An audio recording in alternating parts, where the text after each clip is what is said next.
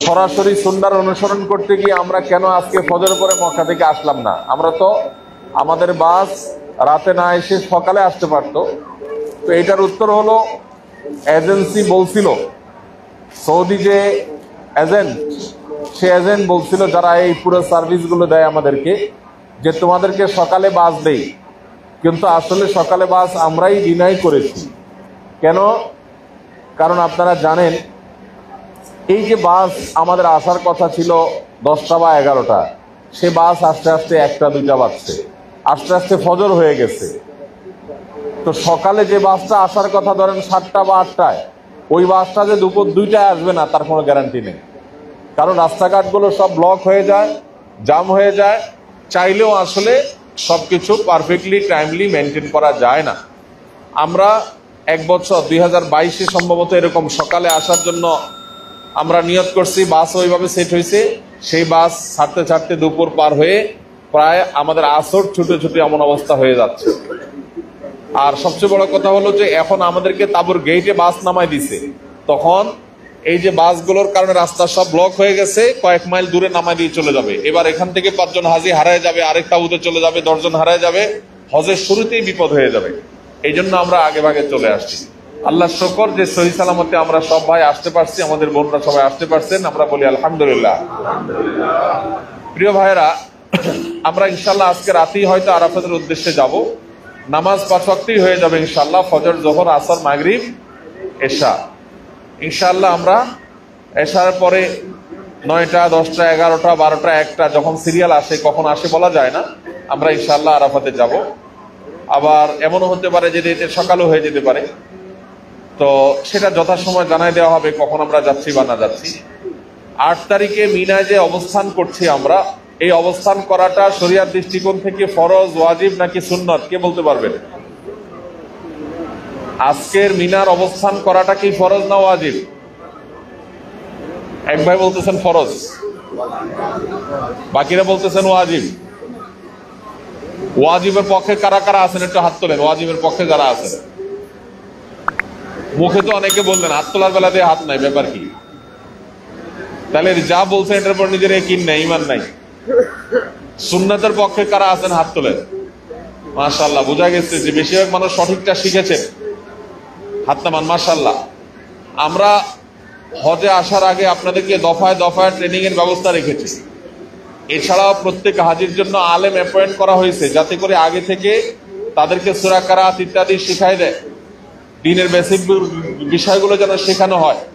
ইনশাআল্লাহ পরবর্তীতে আমাদের সাথে কেউ হজে আসতে হলে তাকে আরো বিভিন্ন রকমের কোর্স কমপ্লিট করে তারপরে হজে আসতে হবে, যাতে করে হজটা অর্থবহ হয়। হজটা জাস্ট একটা পিকনিক এবং পর্যটনে পরিণত যেন না হয়। আমরা যত বেশি শিখবো তত বেশি হজটাকে আমরা এনজয় করতে পারবো, হজটা আমাদের তত বেশি কাজে আসবে। প্রিয় ভাইরা আমার, মিনাতে আজকে অবস্থান করাটা সুন্নাত। যদি কোনো কারণে আজকে কেউ অবস্থান করতে নাও পারে, তার হজ হয়ে যাবে, কিন্তু সুন্নাত ছুটে গেল। তো আলহামদুলিল্লাহ আমরা এই সুন্নাহটা পালন করার তৌফিক পেয়েছি, আল্লাহ তাআলা আমাদেরকে তৌফিক দিয়েছেন। আমরা ইনশাআল্লাহ সাধ্য অনুযায়ী প্রত্যেকটা কাজ যথাসম্ভব পারফেক্টলি সুন্নাহ মেনে আমরা প্রত্যেকটা কাজ সম্পাদন করার চেষ্টা করব, আল্লাহ যদি আমাদেরকে তৌফিক দান করে। আমরা মক্কাতে হোটেল এ বি পার্থক্য বা ফরাক ছিল আমাদের, এখানে কোনো এ নাই কোনো বি নাই, আমরা সবাই আলহামদুলিল্লাহ এক কাতারে।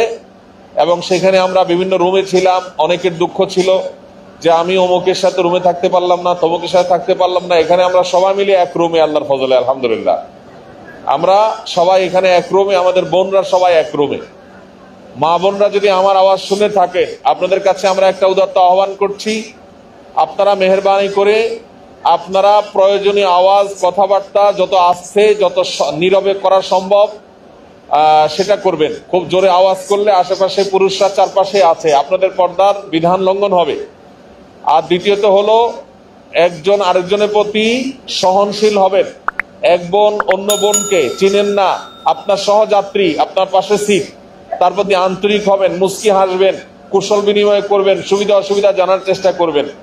প্রিয় ভাইরা আমার, আমরা শুরু থেকে একটা কথা বলে আসছি, আমরা নিজেরা হজে খুব বেশি আমল করতে পারি আর না পারি, একটা আমল আমরা সবাই চেষ্টা করব করা, সেটা হলো আমি পারতপক্ষে কারোর কষ্টের কারণ হব না, পারলে কারোর উপকার করবো ইনশাআল্লাহ।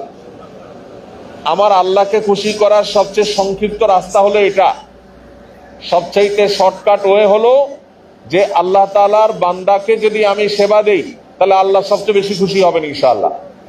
এই জন্য ভাই, আমার এক ভাই মোবাইলটা চার্জ দিতে আসছে, এখানে মোবাইল চার্জ দেওয়ার পোর্ট খুব অল্প, এই কয়েকটা পোর্টের মধ্যে এতগুলা মানুষ, সবার মোবাইল চার্জ দিতে হবে। এই জন্য আমরা যথাসম্ভব আন্তরিকতার সাথে একে অন্যকে গ্রহণ করবো ইনশাআল্লাহ। বোনদেরকে বিশেষভাবে বলতেছি যে আপনারা পরস্পর এক মায়ের পেটের বোনের মতো মিলেমিশে সুন্দর করে থাকেন, এবং আপনাদের ওখানে যদি কোনো পুরুষ লোক উঁকি মারতে চায়, কেউ যদি ওই যে আপনার তাঁবুর দরজা খোলার চেষ্টা করে, তাহলে সবাই মিলে সেটা বাধা দিবেন এবং নিষেধ করবেন, চুপ থাকবেন না। অনেকে আছেন বুঝেন না, তাদেরকে আমরা বুঝাইতে হবে। এবং আমরা নামাজের আগে বলছি, সেটা আবারও বলতেছি, মেহেরবানি করে মেয়েদের ওখানে কারোর স্ত্রী মা বোন থাকলেও দরজায় গিয়া সেটা খুলবেন না, বাহিরে দাঁড়ায় নাম ধরে ডাকবেন অথবা এখান থেকে ফোনে কল করবেন, এরপরে ফোনে বের করে এনে তারপর দুজন প্রয়োজনীয় কথা সারবেন ইনশাআল্লাহ। অনেকে আছে এখানে, আমরা দেখেছি গত বছর আমাদের সাথে এক চাচা ছিলেন, এই চাচার কথা বলা যাবে না। চাচা প্রতি 10-20 মিনিট পর পর একবার যায় চাচিরে ডাকে, ওখানে এমন ডাকে মানে পুরা তাবু গরম হয়ে যায়। পরে চাচাকে জিজ্ঞেস করলাম, চাচা দেশে যখন ছিলেন চাচির সাথে মহব্বত করার তো সময়ের তো অভাব ছিল না, মাশাআল্লাহ, রিটায়ারমেন্টে চলে গেছেন, মহব্বত সবে মিনার ময়দানে নিয়ে আইছেন সাথে করে, 10 মিনিট 15 মিনিট পরে যায় উনি নাম ধরে, কি জানি নাম ছিল চাচির, নাম ধরে ডাকে চিৎকার করে। তো ভাই, আমরা প্রয়োজনীয় কথা তো 100 বার সারবো, কিন্তু এখানে অন্য অনেক মেয়েরা আছে, সেই জিনিসটা আমাদের খুব খেয়ালে রাখতে হবে মাশাআল্লাহ। তো যেটা বলছিলাম, আজকে মিনায় অবস্থান করাটা আমাদের সুন্নাহ। আজকের আমাদের ডিউটি কি? ডিউটি হলো 5 ওয়াক্ত নামাজ আদায় করা। কয় ওয়াক্ত নামাজ আদায় করা ভাই? 5 ওয়াক্ত নামাজ আদায় করা। এই 5 ওয়াক্ত নামাজ আদায় করার ডিউটিটা আমরা পালন করব। আর দ্বিতীয় ডিউটি হলো তালবিয়া পাঠ করতে থাকবো। তালবিয়া, লাব্বাইক আল্লাহুম্মা লাব্বাইক, লাব্বাইক লা শারীকা লাক লাব্বাইক, ইন্নাল হামদা ওয়ান নি'মাতা লাক ওয়াল মুলক লা শারীকা লাক। তালবিয়াটা আমরা বেশি বেশি করে পড়তে থাকবো। তালবিয়ার পাশাপাশি আরেকটা জিকির পড়বো, সেটা হলো তাকবীর।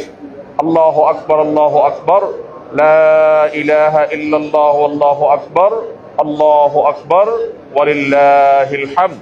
এই তাকবীর এবং তালবিয়া দুইটা আমরা থেমে থেমে থেমে থেমে থেমে বলতে থাকবো ইনশাআল্লাহ।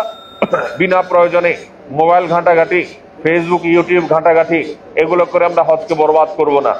আমরা হজ করতে আসছি ভাইরা আমার, আমাদের পূর্বসূরীরা যারা ছিলেন, ইসলামের সোনালী যুগের স্বর্ণ মানবরা যারা ছিলেন, তাদের হজ তাদেরকে এমন ভাবে নাড়া দিত, তাদের ভেতরটাকে এতটা পরিবর্তন করত, তারা পাগল পরা হয়ে যেতেন। হজ করতে আসতে আসতে তাদের যে চোখের অশ্রু বওয়া শুরু হতো, সেটা সারা জীবন তাদেরকে তাড়িয়ে বেড়াতো। এবং এই চোখের অশ্রু, এই চোখের পানি আর থামতো না, এতটা আবেগ এই হজের